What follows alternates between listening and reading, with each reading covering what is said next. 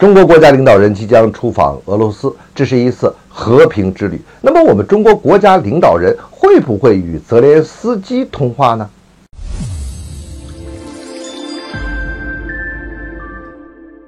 欢迎来到张斌观察，我是张斌。在我们外交部的新闻发布会上，还有外媒的记者就提出来说，中国国家领导人访问这个俄罗斯啊，很明显，这俄乌冲突是一个重大的一个议题。那么，中国领导人会不会和泽连斯基来通话呢？那当然，作为我们外交部发言人对这个事情回答的是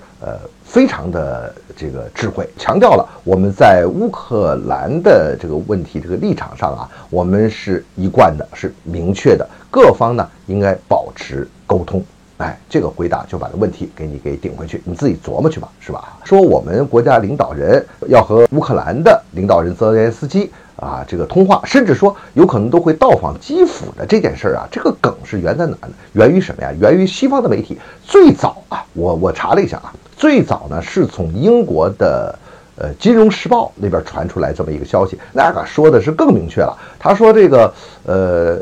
对我们中国的一些外交的做法，对我们这个在俄乌问题上的后续一些做法，那可是给我们做了一些安排，也挺费心的他这个说法他说这个中国领导人他会在马克龙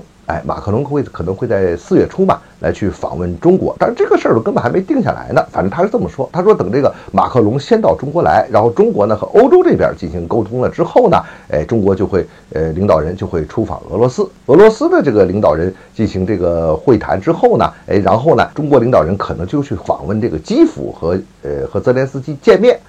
后来呢，他们又改口说这个可能他们不会去基辅，但是呢，中国领导人会和泽连斯基这个进行这个通话，这就是这件事的这个由来。所以这一串之后，你看这个西方按照他这个逻辑给我们中国安排的还是挺好，全部按照他那个想法来进行安排的，其实这个东西我们怎么可能按照他这个节奏来走我们的立场就正如我们外交部的发言人所说的一样，从俄乌冲突爆发的那一天开始，我们就非常的明确我们这个到现在也没有变过，这就是我们一贯坚持我们的这个中立的立场就是我们这个在一个中立的立场，我们强调政治解决乌克兰危机，就是用这和平方式来解决这个政治解决和平解决，这是一个大的一个框架但是里边这些具体的事宜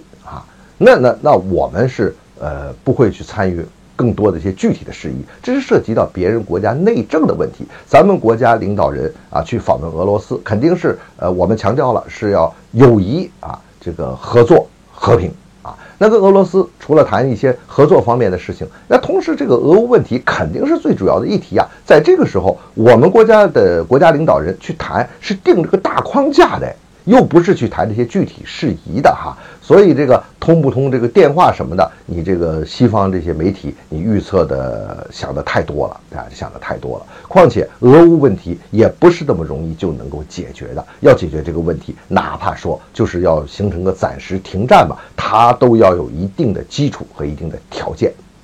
所以第二点我们可以看出我们中国在这个问题上是可以积极的去斡旋，这也是我们外交进行这个大改变的一个重要的一个标志。我们当然可以去斡旋了，而且现在你看看吧联合国安理会常务理事国这5个常务理事国还没有卷入到俄乌冲突里面的，还就我们一个。我们无论从我们的体量还是我们的现在这个秉持这个一贯立场和我们的态度来说，我们非常适合在这个从中斡旋，去提出这种和平的框架。但是解决这个问题的钥匙其实并不在我们手上俄乌冲突的当事方乌克兰它只是一个代理人了，这个美国和俄罗斯这个才是问题的关键第三呢，我们也可以看到现在其实西方以美国为代表的这个西方呢，他们还是在破坏这个和平解决、政治解决乌克兰危机的这个基础，尤其是美国他不想这个事情就这么快能够偃旗息鼓，他肯定不希望这样，他要长期去消耗俄罗斯的。所以我们中国呢，就更要强调这个和平的框架，用政治方式来解决俄乌冲突这个问题。